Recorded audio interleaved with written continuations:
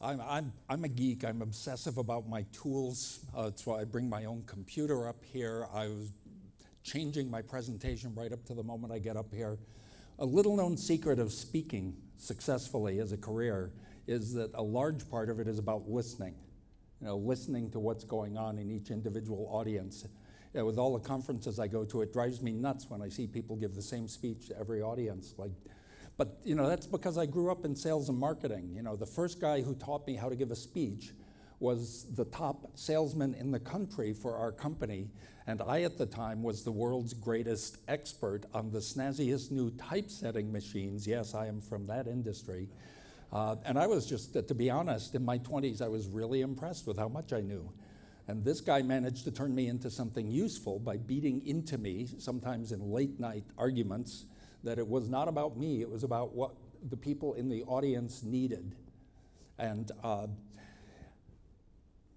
I am truly grateful for the opportunity to be here. As you will hear, 6 years ago I was dying, and I was saved by great medicine, some of the best of medicine in the world. I was diagnosed in January, and by July 23rd, my treatment had ended. I haven't had a drop of anything since then, and I'm all better, which is pretty good for stage 4 kidney cancer. And through the unlikely series of events that you just heard described, I found myself tumbling down a rabbit hole like Alice in Wonderland, front page of the Boston Globe, and just like I went boom. And turns out I landed on a stage in the dark, the lights came on, and they gave me a microphone. And the first few times I spoke, I said, I truly don't know. I am not involved in healthcare at all, except as a very fortunate recipient of its best services. But if you guys want me to talk, I will. And what I talked about was the changing role of the patient.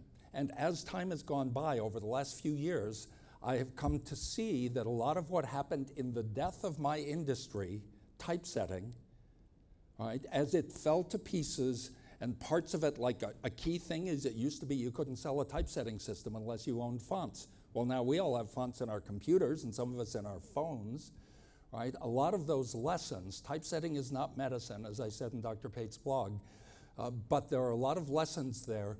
We have responsibility as stewards of organizations and of medicine itself to adapt to the changing environment. People who don't steer their ships appropriately in changing weather or changing climate find themselves sinking, and that is not what we want. Fortunately, there are many lessons from other industries that can be understood.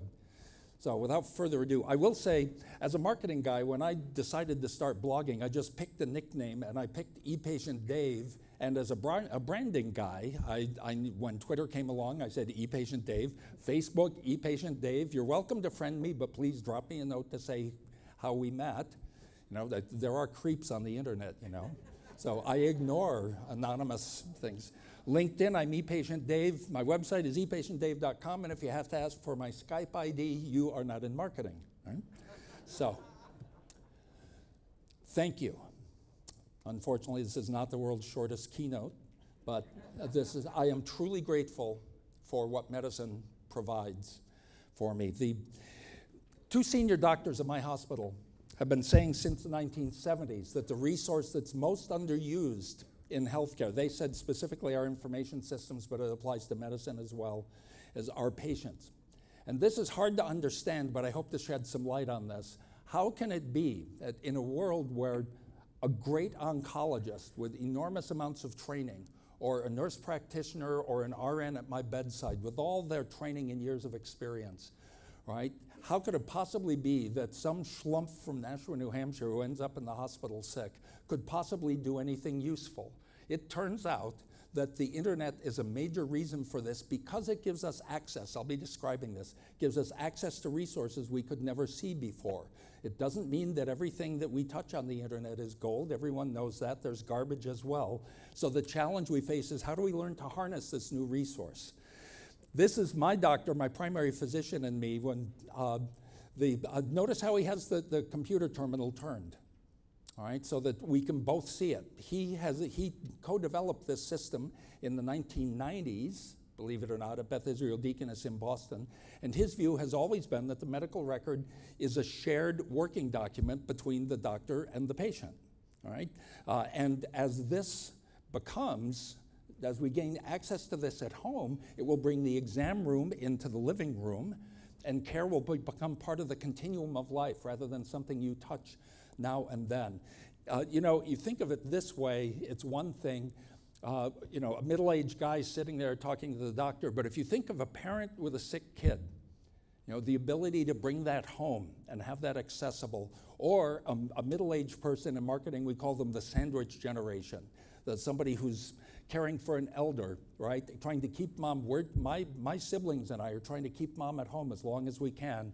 Access to that information at home is priceless, and providers who will help us do that will be highly valued. This is my oncologist, David McDermott, the surgeon who in a 5.5-hour laparoscopic operation removed my kidney and adrenal gland. I probably would not have survived if he had not been able to complete that laparoscopically because I was too sick. I needed to get into treatment. Drew Wagner.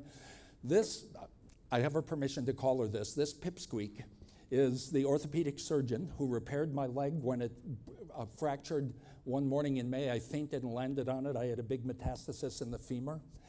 She screwed it back together again, and I am all better. I am repaired, you know? How awesome is that? Some people think patient empowerment is anti-medicine. Nothing could be further from the truth.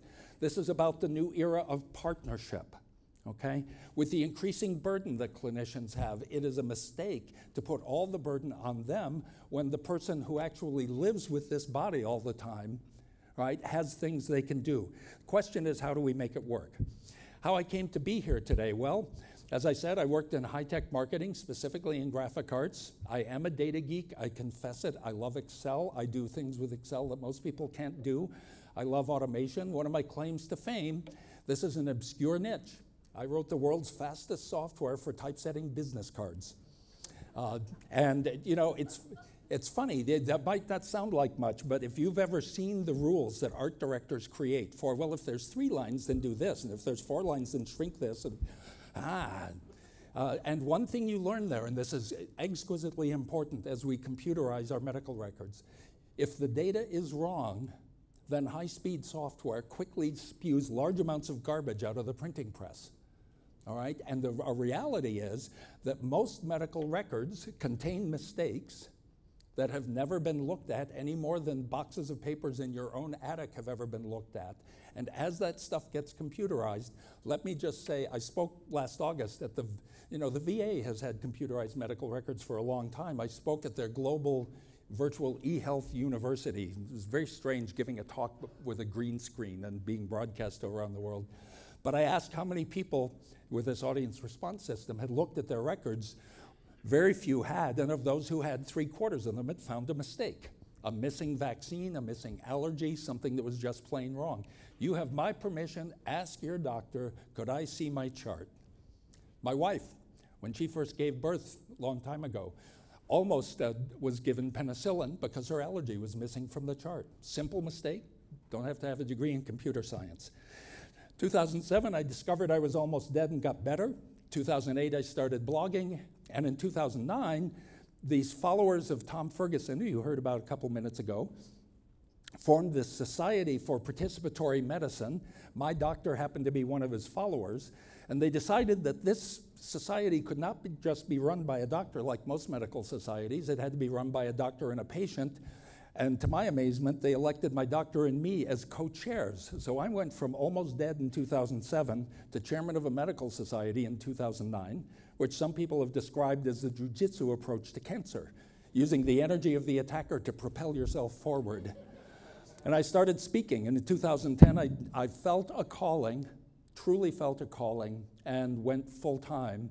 And in 2011, it ended up going international.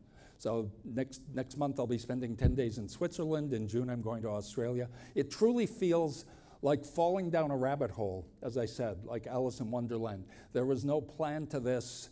Some people say there's a reason I came back from almost dead. I don't know. I just know I'm really happy to be alive, grateful for good medicine, and really interested in helping things improve.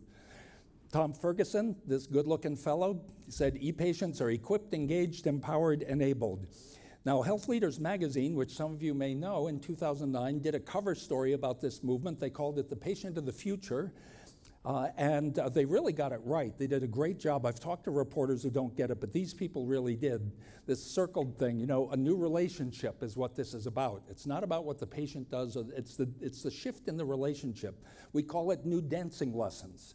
We're accustomed to a world where one party leads and the other one follows or doesn't. We call them non-compliant and so on. Well, this is now this new relationship. They sent a photographer to take a picture, and I thought they were going to do the usual headshot and just cut it into the body of the text. Quite honestly, I would have worn a different shirt if I'd known they were going to make me full page on the table of contents. But this is the point.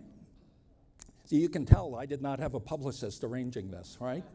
This was the editors of Health Leaders magazine saying that the patient of the future is a middle-aged slump sitting at home with his laptop looking stuff up on the internet. And every year they do a feature called 20 People Who Make Healthcare Better. Number one in 2009 was Atul Gawande, the famous surgeon who writes these phenomenal essays and books about the best and worst of healthcare, surgical checklists and so on. Number two was Dean Kamen, the inventor of the Segway scooter. His company now is making amazing robotic limbs for people, for amputees. Much to my amazement, number three was me in that stupid shirt. It's like, guys, couldn't you have, this is like 4 months later, couldn't you have told me and then take another picture? But importantly, number four, tied with me actually, was Dr. Sands, my primary physician. So the editors of Health Leaders magazine, who serve an audience of C-level executives in medicine, in 2009, were saying that one of the most important things happening in healthcare was this shift to participatory medicine, to the doctor-patient relationship. Now, having worked in high tech all my life, I've seen plenty of things that look like a big deal trend and end up being a flash in the pan. You know, once upon a time, there was the Apple Newton years before the iPad, right? That didn't go much of anywhere. Then even when the iPad came along, a fair number of the blog posts in the early weeks said, why can't Apple do anything right anymore? It's hard to tell what stuff is really going to take hold. So I ask myself, with this stuff happening, am I an indicator of the future? You know, is there any evidence that what this guy wandering through Nashua, New Hampshire does is going to turn out to be an indication of the future? So I thought, well, who's getting online? I've been online since 1989 on CompuServe, where you had to have a phone modem and you paid by the hour depending on how fast your modem was. In 2009, the Pew Internet and American Life Project says 83% of US adults are online, including old people, by the way. I'm turning, on Monday, I'm turning 21 for the third time. The Pew's data shows that indeed, you know, the thing is, people who have worked in a medical practice or seen enfeebled people come into a hospital, as I have with a walker, right? They have friends and family, right? There's this phenomenon that I call ePatient by proxy, where the family is involved. These people are not isolated individuals. My own parents were polar opposites on this. My dad was even though he was a vice president of sales for 3M, very outgoing personality, he just said, let them do their job. My mom, on the other hand, just has this thing taped to her refrigerator with every medication she's on, who the doctor's phone number for what the indication was, everything about it, and she's just totally E. Well, then the one data point doesn't give you a trend, though. So by that one measure, what I was doing 20 years earlier turned out to be mainstream. So I said, who's romancing on life? Well, I met my wife on the internet in 1999 on Match.com. And a year later, I had to go give a speech in Paris about data technologies. Oh darn, so we got hitched and made a honeymoon in Paris out of it. There she is on top of the Musée d'Orsay in Paris. In 2009, 1 in 8 weddings in the US was people who met online. People's ability to find what they want is altered because of the internet. This is not to say that everything you find online is high quality. Before I met Ginny, I went through some suboptimal search results. But we also tend to think people are going to find something stupid and hurt themselves. Well, you know, I didn't get married to the first person I met online, you know? And the trend is continuing. In 2011, it was up to 1 in 5 couples first met online.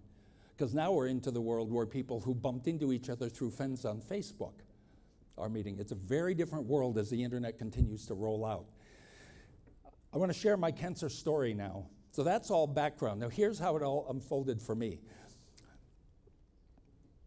6 years ago, I had just a sore shoulder, and I'd mentioned it as part of a routine physical. And so I went to see one of the Boston Red Sox team physicians associated with my hospital the next morning. This is one of the, if you've ever been through this yourself, you know what I mean. This burned into my memory. 9 a.m. exactly. I remember the blue partition cubicle carpets. I remember the color of the wood on the desk. It was a bit lighter than this. I remember what the Sony telephone looked like on the desk. 9 a.m. sharp, the phone rings, and it's my doctor. And you got to wonder, what is the mechanism by which in certain moments the brain goes into total recall, total record mode? He says, Dave, your shoulder's going to be right.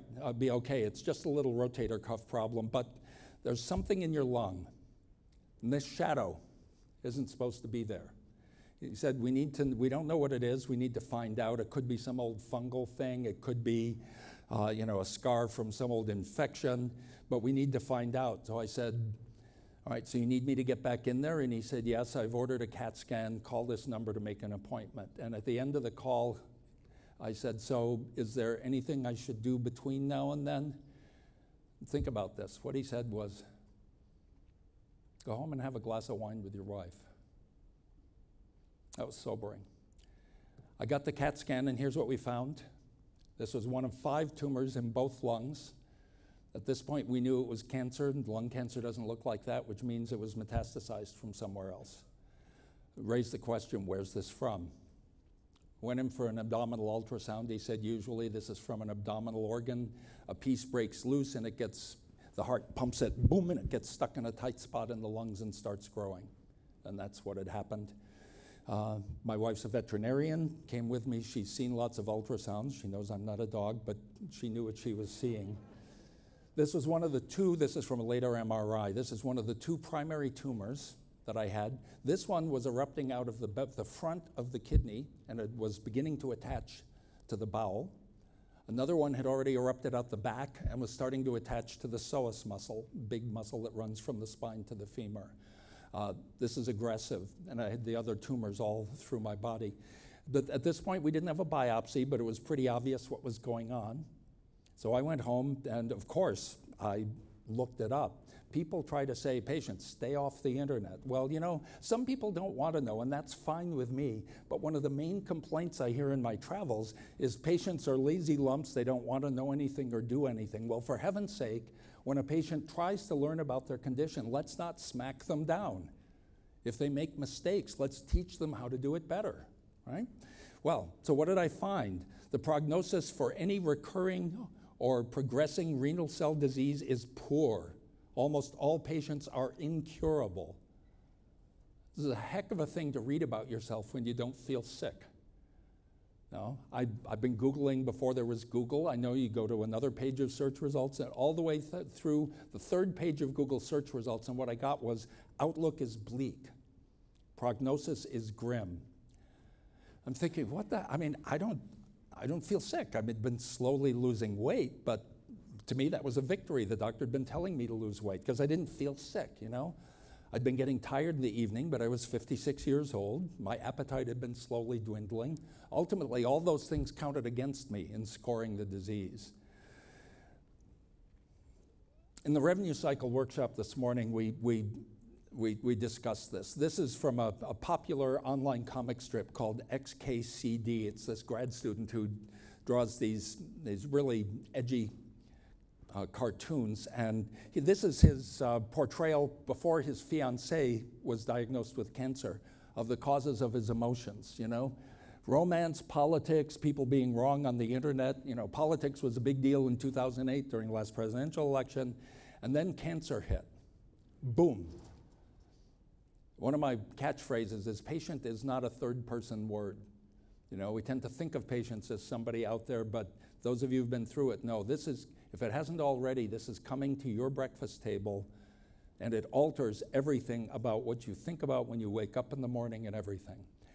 Over time, The cancer got treated and improved, and this new opening, which he portrays with question marks, came up. It was in that space that I found myself doing this new work. What we really need to think about, a lot of marketing of hospitals has to do with the bright spot of maternity, that giving people a feeling of it's good to be in the hospital. There's also something to be said for how well people experience it when they're in trouble. So I woke up at 1 o'clock that morning after I realized how sick I was, thinking, what am I doing sleeping? My life is ending now. I remember thinking, what's it going to look like on the last day that I look out the window? What's the weather going to be like? Is it going to be September? Will it be, I don't know. I thought of my mother's face. I thought, what's my mother's face going to look like at my funeral? Dad's funeral had been a year and a half before. I mean, this is when it gets real, that life is ending now. And I had to sit down with my daughter, who was fresh out of college, with her boyfriend. They were close, not engaged. I said, this does not look good. It's a rough conversation to have with your kids.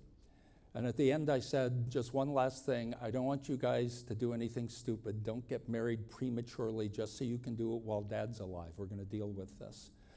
Then I chose to get engaged. Now, I know some people just say, please, please, take care of me. The last thing they want to do is get involved. But I chose to get engaged. Amazingly, my doctor prescribed ACOR. My doctor sent me to a patient community online, of all things. Now, it turns out another one of Tom Ferguson's followers is the guy who founded this community in 1994, almost 20 years ago, because he discovered that there were conversations happening on the early internet that were not being captured anywhere. Consider this, okay? In the first 2 hours after I posted my first note on the acor.org kidney cancer listserv, they told me, this is the patients, no doctors in charge, all right? The patients said, this is an uncommon disease, get to a hospital, does a lot of cases. There's no cure, but this thing called high-dosage interleukin-2 sometimes works, usually doesn't, but when it does, half the time it's permanent and complete, voila, all right? The side effects are severe. They sometimes kill people, which is why you have to get to a specialist center. Don't let them give you anything else first. It reduces the chances that interleukin will work. And here are 4 doctors in your area who do it, and their phone numbers. To this day, ladies and gentlemen, years later, you cannot find an FDA-approved or any other website that gives patients this information. There is genuine value. And by the way, my oncologist has completely validated that the conversations happening in this unmoderated patient community are higher quality than any information available in any journal articles. Isn't that amazing? So we'll get to why that's true. Anyway, in my case, I was already being steered toward that disease. He was one of the 4 doctors, but I've since learned that 3 out of 4 patients with this disease never even hear that interleukin exists as a treatment option. For them, there is literally no hope of a cure. This is the diagram of stage 4 kidney cancer from the website of high-dosage interleukin at the time. This page is no longer there. So totally by coincidence, there's that thing in my lung. What are the odds of that? There's one in the head. That shows the brain. Mine was in my skull. And then the femur, as I said, it turns out I had a big metastasis in my left femur, just as this picture shows. So I'm a poster child. And because I'm an overachiever, I have these additional tumors all through my body. When I started using a walker, I couldn't use a regular one because I had one growing in my ulna here. So if I put weight on it, it might have snapped. And then finally, if you look at the head again, 3 weeks before my treatment started, I had what I thought was a cold sore in my mouth, but it was actually a tumor growing out of my tongue.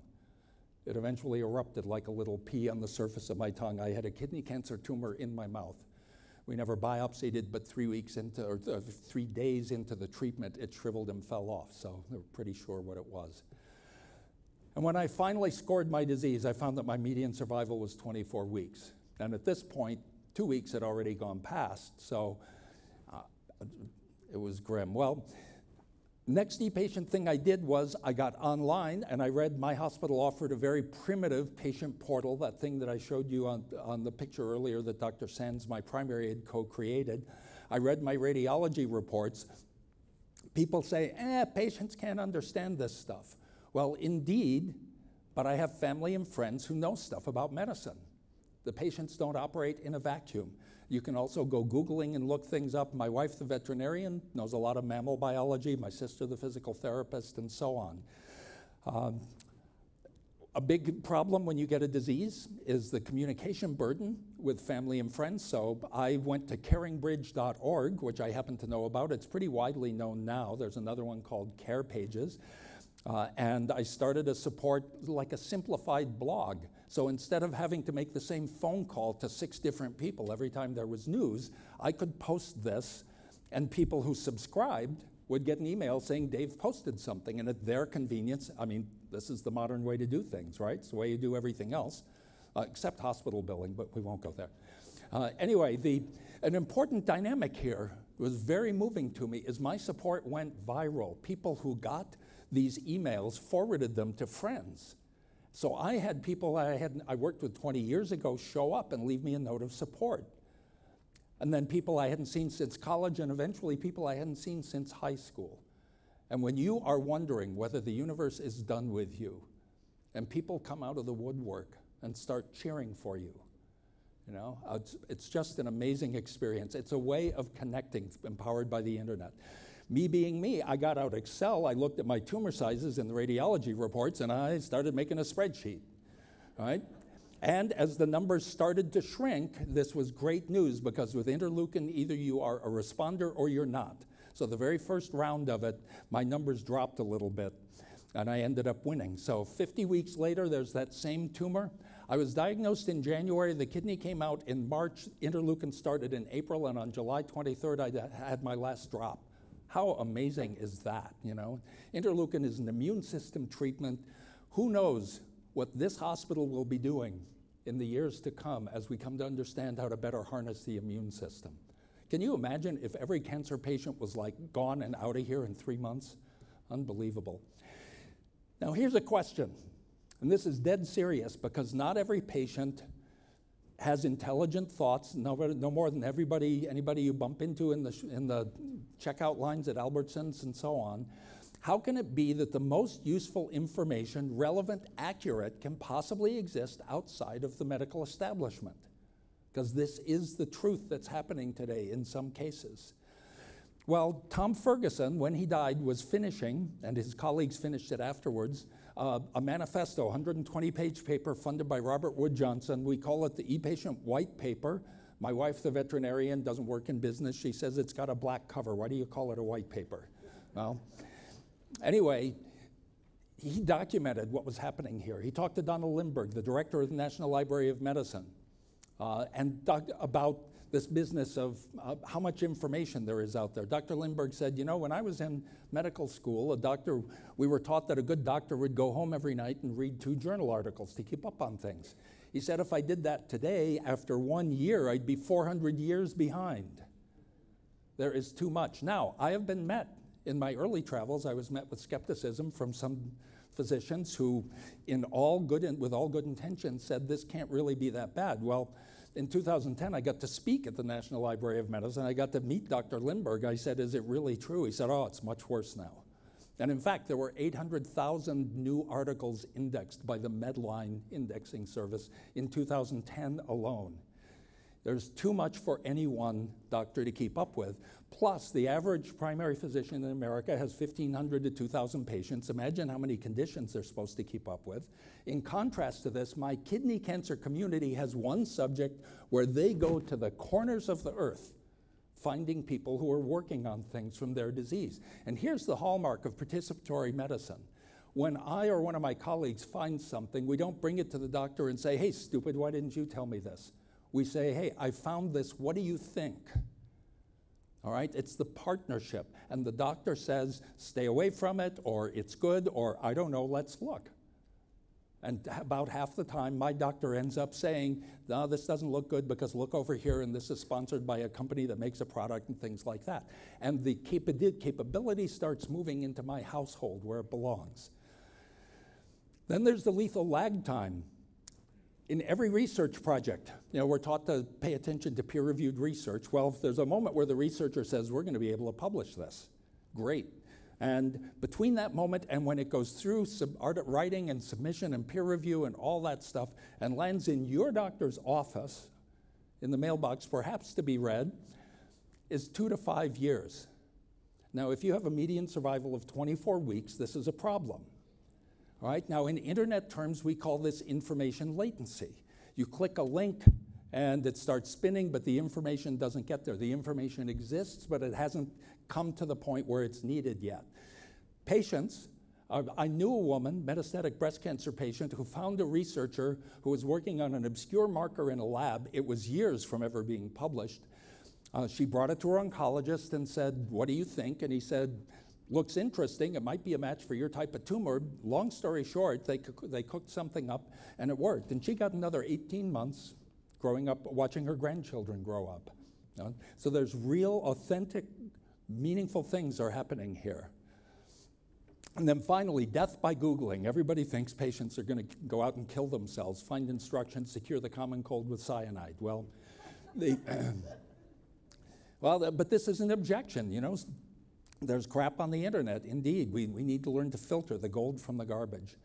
Well, Dr. Günther Eisenbach in Germany in the early part of the last decade searched for 3 years because he wanted to warn people about this, and he found 0 cases. For those of you who speak German, that's null.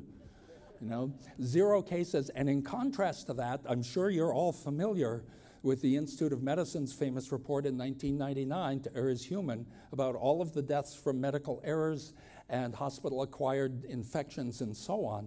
And Ferguson's paper makes this point, which is really relevant. Arguably, it's more dangerous not to Google your condition and find out what the standard of care is and be engaged. Now, this really is a new dance, okay? Patients and families learning that it's relevant and appropriate, and what you can do is you can tell them it's permitted for them to learn, and the clinicians at the bedside or in the medical practice can be welcoming this. Now, people will commonly say, but doctors don't have time for this, and time spent doing this is not billable. Absolutely correct. Who says it has to be an MD or a nurse practitioner? My vision of the medical home of the future is that there will be a role called information coach, where you can bring something to somebody's attention outside of the visit and get told, yeah, that looks good, or no, stay away from that, or whatever, right?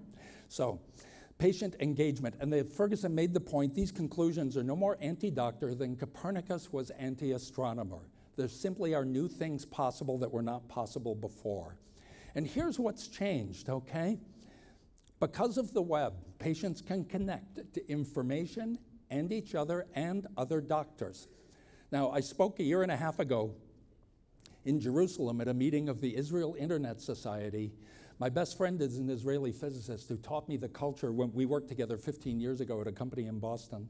He taught me the culture of the Israeli intellectual, and it is rigorous. He said the stereotype of the Jewish mother with my son the doctor, my son the lawyer, it's true. It's very, very highly valued to be a sharper thinker in that culture than other people. And boy, if you want to see people debate, this was a meeting of Israeli doctors and lawyers, all right, arguing the ethics of using the internet for medicine when the information there is not properly controlled. And guess who the last thing was between them and dinner? Me, the specimen. And I thought, what do you say? As I said, you know, speakers have to listen to the audience. What do you say to these people who have worked hard? I'm acutely aware. Now, when I was in college, there was a type of person in my dorm that we called, pardon me, grade-grubbing pre-meds. And they worked harder. The truth is, they worked harder in college than I did. You know, they went farther, they took more exams, they learned a ton of stuff that I didn't know. Part of it was because they worked harder, but part of it was because they were smarter. They just plain had abilities I don't. And none of this negates any of that. So what do I say to these people? I said, I know it feels like the world that you were trained in has ended. Well, it's changed. You know, these days, any doctor whose sense of self-worth depends on knowing everything is in big trouble, because that's not possible anymore. It is no insult if a less trained person has seen an article that you haven't. But there still is no substitute for the trained mind to evaluate it, put it in context, you know, the years of clinical experience.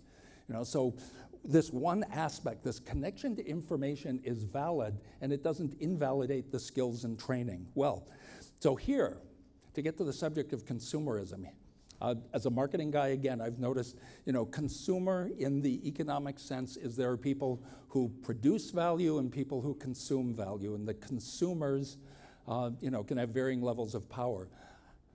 I propose that the producer-consumer paradigm is outdated today because networked patients are now producing value, and I'll tell you exactly what I mean by this. This is from a colleague at a medical center, an academic medical center in Holland. The old version, Health 1.0, all knowledge lived above that dotted line in the middle. And if you, the humble supplicant at the bottom, needed medical advice, and this is absolutely true 30 years ago, maybe 20, I don't know, but you went there because all knowledge, all skills and everything lived in the establishment and were transmitted through this one-way arrow. Today, what we see happening is more of what some people call Health 2.0. The circles have come closer together, and sometimes the patient brings something useful to the table. There's still more value above, but think about this. Any provider who puts up an iron gate and says, get that stuff out of here, will be at a disadvantage, clinically and business-wise. And the world that we're moving to now, we will all be swimming in a common pond of information, all right? And this is what Tim O'Reilly, who invented the term Web 2.0, he said, when the web began to harness the intelligence of its users. So when healthcare, when medicine starts to harness the value that its customers, its consumers can bring to the table, new things will be possible. So if we apply this stick figure diagram here, what's actually happening is not that one person is capable of new things, but that one person is connected and can bring things to the doctor's attention. My cancer patient, my kidney cancer patient community, 6 months after a new drug was released, identified a new side effect that had not shown up in the clinical trials. Turns out there's a weakness in the scientific method. By necessity, they take uncomplicated patients. You get the drug out there released, and it's given to people with complications. New stuff happens, and the patient community reported this new side effect. And what's happening now in the 3.0, 4.0 world is everybody's networks are getting connected. People who learn how to harness this value will have a strategic advantage.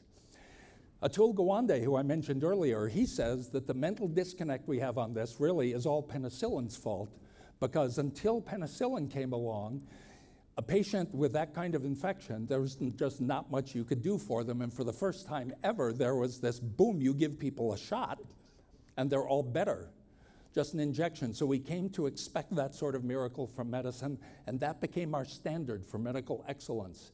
And what the heck? I mean, how is a patient community going to help that? I'm going to switch for a couple of minutes, putting on my business consultant hat on here, because there are underlying broader technical changes happening in the world that affect what's possible in medicine.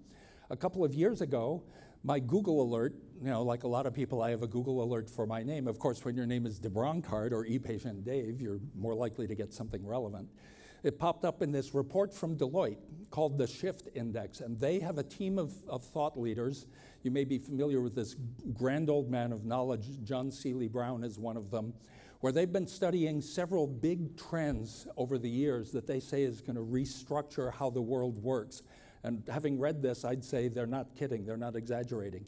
Look at this, we're shifting from a world where the key source of strategic advantage was to protect information and extract value out of it, okay? We're hoarding information, I know it and you don't, so I've got an edge on you, to a world where the focus of creating value is to participate in the flow. All right, now some hospitals will try to do social media by just treating it as a new way to push out press releases, and they won't listen. Big mistake. This one is listening, participating in the flow. And who had this observation? This guy, Thomas Friedman, 3 Pulitzer Prizes. What does he know? Economist. Well, and so imagine, I said, this thing opened up and there was a half page about me. They hadn't even talked to me. So again, like the Health Leaders magazine, I guess I have to, if they want to say participatory medicine is a movement, who am I to argue? What's happening now as we retool medicine, all right, is moving care as close to patients as possible. And there are new things happening that would not have been possible 5 years ago, much less 10 years ago, because this is continuing to evolve. Moving information as close to patients as possible. Dr. Sand says, how can patients participate if they can't see what I see, if they can't see the medical record? You know, now again, we have these concerns, patients can't understand this stuff. Well, the Robert Wood Johnson Foundation, which again, I just have the greatest admiration, they funded a huge year-long project called Open Notes, where in 3 different health systems, they didn't change a thing in workflow, they just flicked a switch that let patients who wanted to look at the doctor's actual visit notes. They didn't tell doctors to change anything, they didn't create new software, they just let patients look at the visit notes.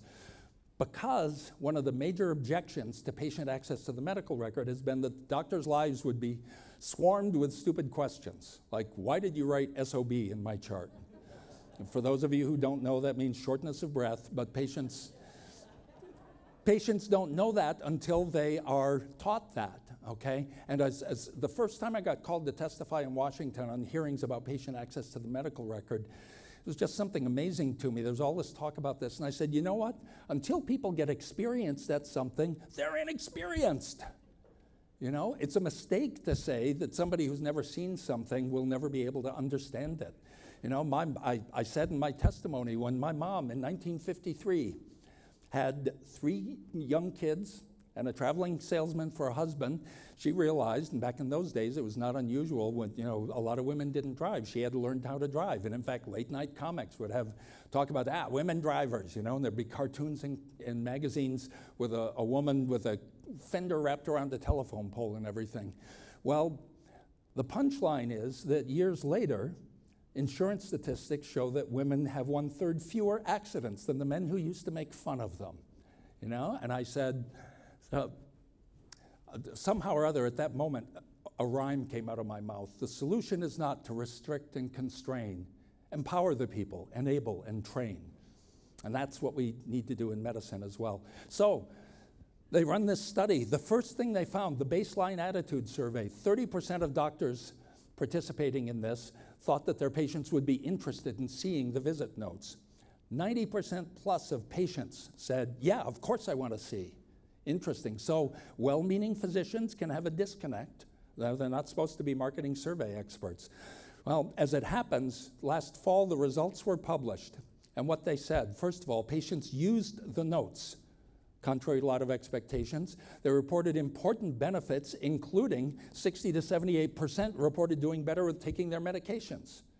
The lead principal investigator on this report said if there was any other process intervention that got that kind of results, it would be up for a prize. Patients did not feel overwhelmed. Only 1 to 8% reported being confused or worried or offended by what they read.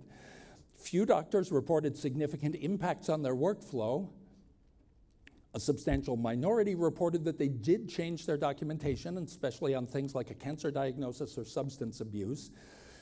Many reported strengthened relationships. Okay, and you got to be thinking in this competitive environment, do you want to have a stronger relationship with the patient, with the customer, or do you want the guy across town to have that stronger relationship? And this is what amazed me. At the end of the study, patients and doctors wanted to continue. 99% of patients wanted to continue. Having been there, they did not want to go back.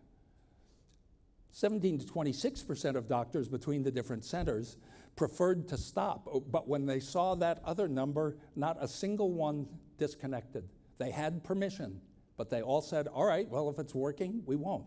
And here's the killer. 85 to 89% of patients said availability of open notes would influence where they want to go for care in the future. So there you go, folks. There's the information, pick it up. It was a massive year-long thing. They measured a year of email, doctor email, before the study, during the study, and after, and there was at most 1% difference. The concerns that were out there were not valid, and in fact, people reported that the whole thing worked better. I mean, I was one of the guinea pigs. Here's an example of how this worked for me. After one visit, now I'm a pretty activated guy, I try to be involved in my care. 2 weeks after a visit, I thought, wait a minute, wasn't I supposed to follow up on something? Now, you may know from your own personal experience, you might think, yeah, I got to call them tomorrow and find out, right? Well, at least half the time I don't remember to do that. I went online then and there and found, oh yeah, actinic keratosis. I have this crusty thing, I'm supposed to have it looked at, right? And I got it taken care of. So they're at no extra burden to the doctor. I was more compliant. I stuck to the plan better. You know, we insult people for not following the plans, but how much do we do to make it easy for them to do that?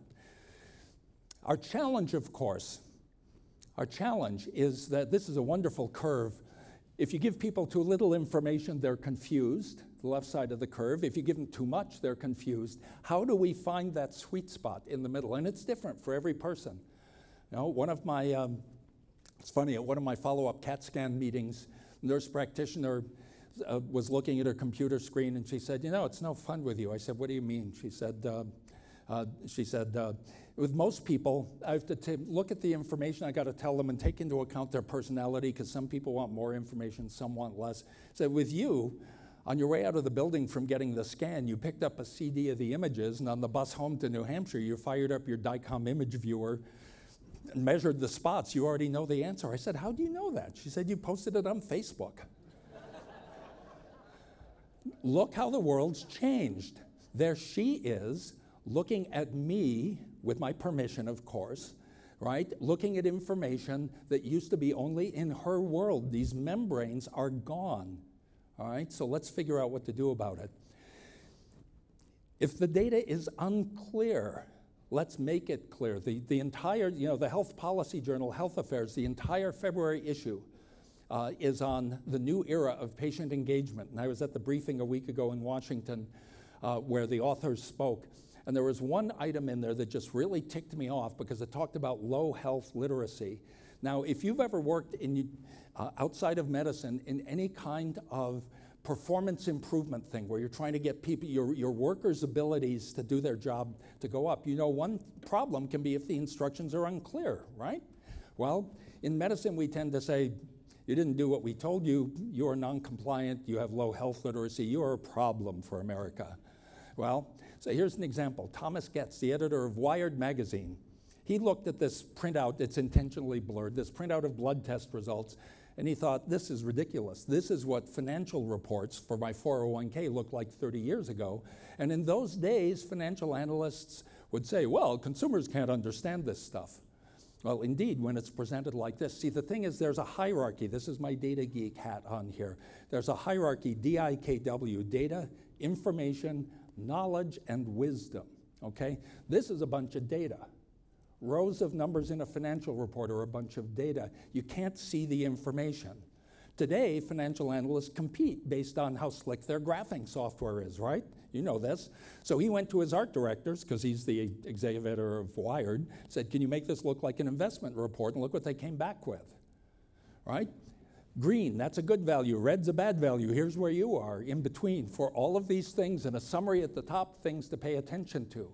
All right, look what happens here when you do this. You've got the same data with better software. The information is clearer, and the same slacker consumer becomes informed and enabled to do a better job.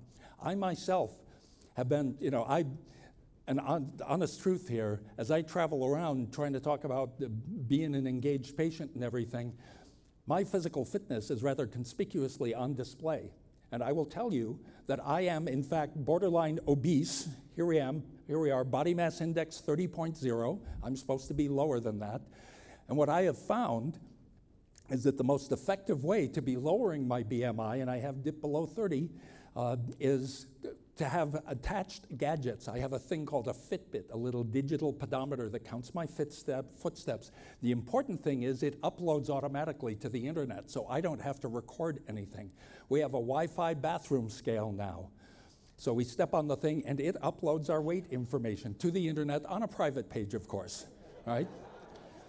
But you know, so here's the funny thing. I pulled, on my last physical, I pulled out my phone and showed Dr. Sands my weight graph. His fancy pants big iron EMR can't access that. So what's starting to happen now, all right, is consumers are starting to get user-friendly displays of information, including it'll send me an alert when X, Y, or Z happens, which his thing won't, right? this new ecosystem of consumer tools is starting to grow up. You can go look for these things. Well, to work toward a close, the very first keynote speech I gave in 2009, I had the blog post about my medical record that landed on the front page of the Globe, really sent my life spinning out of control. But what it turns out, to make a long story short, that Google used to have a thing called Google Health where you can upload all your information. And I poked the button to do that. And instead of the hospital sending my actual clinical history, they sent my billing history, which was 17 different kinds of insane. There are things like metastases to the brain. Well, I never had that. I got tested for it, so the billing code was valid, but that doesn't mean it should be sent to Google as something I actually had. All kinds of things like that. And the blog post that I wrote, because I had worked with data in my day job, it severely embarrassed some policy people in Washington who were saying, you know what we should do? All these new EMRs, send all the billing history in there. And my life got out of control. I got invited to give a speech in Toronto that September, and the guy said, what do you want the title of the speech to be? And I just couldn't deal with it. I said, I don't know, call it Give Me My Damn Data, because you guys can't be trusted. And we were gonna change it, but it stuck.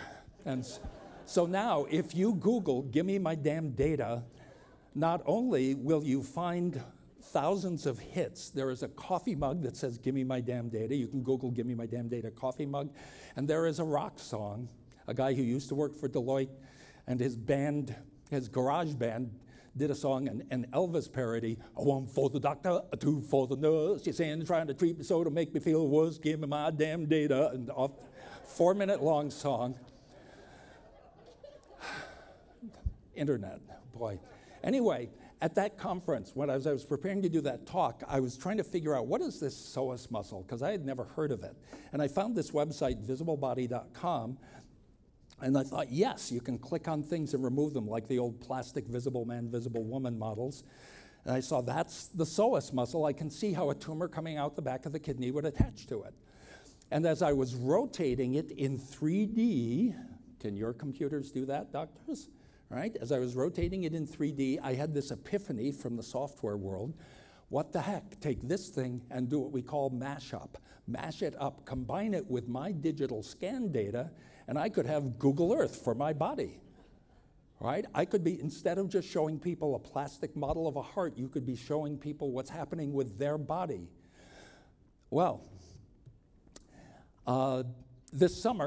last summer, I switched from Windows to Mac, and I happened to discover I needed some of my old CAT scan images, and I have them all on CDs. So I loaded them into the Mac, and then I went looking for software, and I found out through Twitter, of course, that the thing to get for radiology viewing is something called Osirix, which I will, it's on an upcoming slide. So as I was paging through, you know, a CAT scan or an MRI is like slices of the salami, and I was paging through, and I noticed that this software had a thing called 3D Viewer on it, and I thought, what the heck is that? And I clicked it, son of a gun, look. It puts the slices of salami back together and colors it artificially, and there's that tumor in my lung, floating there between my ribs, rotated in 3D, unbelievable. There is a $1,000 doctor version of this, but this was done with the free consumer version that you can download. Not only that, but it's got a little slider so you can go down inside and see the bones. Like the one of my leg is amazing because I can go down and see the threads of the screws that are now buried inside newly grown bone. Or you can go all the way back out to see the muscles, the buttons, and eventually my shirt. All right, there was something in my shirt pocket on the day when I had that scan. And here's the thing, who knew that this is information that was buried in those piles of data, and this is the new world we're moving to. And as the data gets out from behind the hospital walls, software innovators are starting to pounce on it and write new tools to make it understandable. And just as has happened in many other fields, people will be doing new things. My doctor, when I saw this, was like, what? And just about every doctor I've shown it to has had the same reaction. So this software is called Osirix. And just as we wind down, the new excellence. It's important to understand here, as I said, talking to the Israeli doctors and lawyers, the rules have changed, but nobody got to be a doctor or a lawyer or a board member if they didn't have the innate ability to be excellent. The thing is, if you live long enough, the environment changes, and we are called to be excellent at new things. All right? My industry, typesetting, I was among the best in the world in marketing of typesetting machines. There is zero use for that anymore. I had to apply my innate skills to new tasks. Well, in Dr. Pate's blog, consumerism is people knowing what they want, expressing what they want, and taking action based on it, okay? It depends on having information about what the options are. Choice, quality, reliable information on the differences between products. This is why Consumer Reports thrives. Convenience, good customer service, and so on. So look what's starting to happen. Some of this you may or may not have heard of. There's a website called ZocDoc. If you happen to be traveling in New York City or Washington, D.C., or a couple of other places, and you need a quick doctor visit for something, doctors who have subscribed can post their openings that day, so you can find somebody just by going to ZocDoc. Now, consumerism, all right, convenience. One part of it is what you want when you want it. Look at their slogan, get well sooner. That is not a typical hospital marketing slogan, that's consumerism. Get well sooner, yeah, that's what I want. Well, what does it cost? Well, it happens to be free, right? Not for the doctors pay for the listings, but that's up to them. Then there's American Well, Telehealth, smart people. A couple of Israeli brothers in Boston, but when they started offering this telehealth thing, they decided to be the broker who would connect doctors and patients 24 hours a day. So the classic scenario is parents with a sick kid at 2 in the morning can go online and have a doctor through the webcam look, and at least with as much value as you can get through a webcam, they can say, don't worry about it, or get to the ER. All right, so that is blowing apart the usual way that this piece of value, the doctor's quick first impression, can be delivered to somebody with a need. Now that was first consumer to consumer. They started this, by the way, clever people. Now they're from Israel, they're in Boston, they started it in Hawaii. Because if people need, if people won't use this when they have to get on a plane to see a specialist, then there's no market for it, but it's gone big. The Department of Defense uses it everywhere now. They took it to a next level. They now have a doctor version of it, so the clinician in any particular area can call in a distant expert, a consultant, and local insurance, in almost every case, counts that as billable because it's done in the doctor's office. Smart, moving this technology to another level. You know where it's going next, folks. American Well in your smartphone. More importantly, in the consumer's smartphone. Sitting there, I've got a problem, I don't have time to do X, Y, or Z, can I talk to a doctor, have the doctor look at me, and so on. It's going very well. The Wall Street Journal wrote that 15% of employers, see, if employers can have people get looked at without having to go to a doctor's office, right? That cuts down, that lets them catch things early. It's valuable to the employer. And it turns out, so here's Director of Health Benefits at GE, and what they're doing is with American Well, and WellPoint is doing it now, at a national level. All right, so the invaders from space are pretty much coming to everywhere now, making these things available. But once again, we have this problem of how do we make it simple enough? Well, those things are national or not around here, but have you heard about Zoom Care, right? Well, I got this screen capture this morning. This is their downtown Boise clinic, right? What is their slogan? Healthcare on demand. Now, I had a CAT scan a couple of years ago, and it took me 2 or 3 weeks to schedule it. When I went to an independent radiology shop, they said, what appointment? Come in, And here are the appointments as of 10 o'clock this morning that were available this day. Just pick one and go, so adjust your schedule. Real-time medications on the spot, don't have to go to the pharmacy. Half the medications are $10 or less. And here's something from the Harvard Business Review, and this is a potentially very threatening thought, but it's a very real thought, okay? There is this thing called creative destruction. It's a term from the 1940s, where an industry that used to be all bundled together with all the power concentrated in one place comes to pieces so the particles of value can be recombined in new ways. I was amazed to read in this Harvard Business Review blog thing that this is hitting the legal profession, all right? A lot of the lower end but profitable work, that's like the routine things that Zoom Care is starting to do, are now being done by cheaper providers or it's been automated.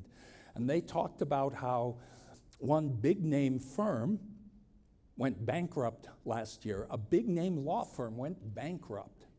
And about how in other firms, because of this, now even being a senior partner is no guarantee of still having a job.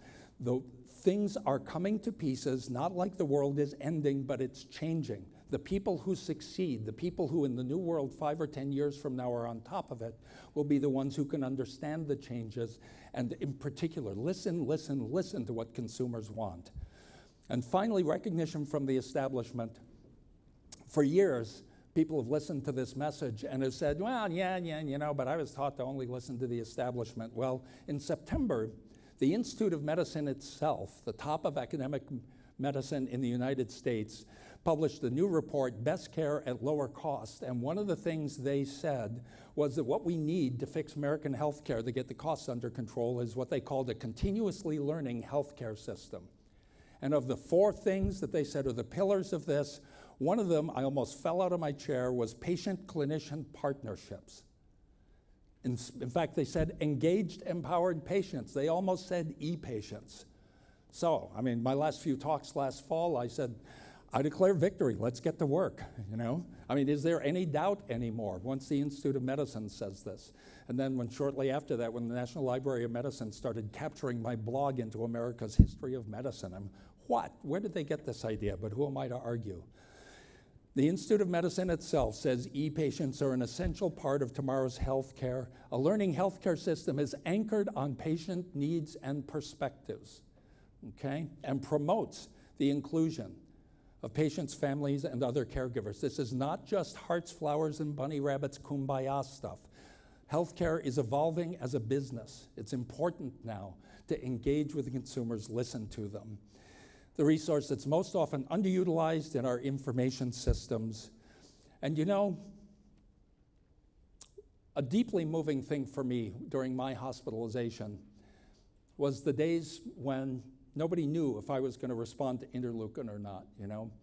And a highly skilled nurse practitioner would come stand at the foot of my bed, and no matter who else she had been with 2 minutes earlier, it was clear to me that there was nobody else in the world for her at that moment but me. You know, and when I think of the people who get up and shower and go to work each morning, and that's what their work is going to be. Not only to have the knowledge and the skills, but the caring. For her to just look at me and say, how are you doing? Knowing that it might be one of the last days I ever spoke. I'm so deeply moved. You know, this famous painting of a doctor long ago where there's nothing more he could do for this child. But sometimes we save one. This is me on the day of that shoulder x-ray. This is a guy who was dying of kidney cancer and had no idea. 10 months later, I was at the office Halloween party. I was very glad when somebody snapped this picture. You know, there's me grinning at the ghoul. I'd pictured my mother's face at my funeral.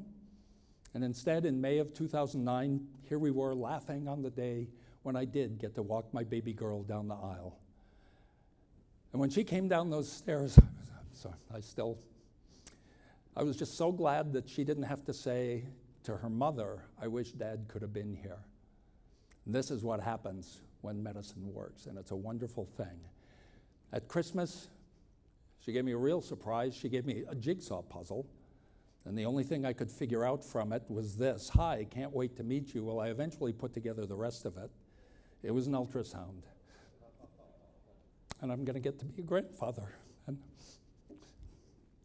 thank you. What more can I say?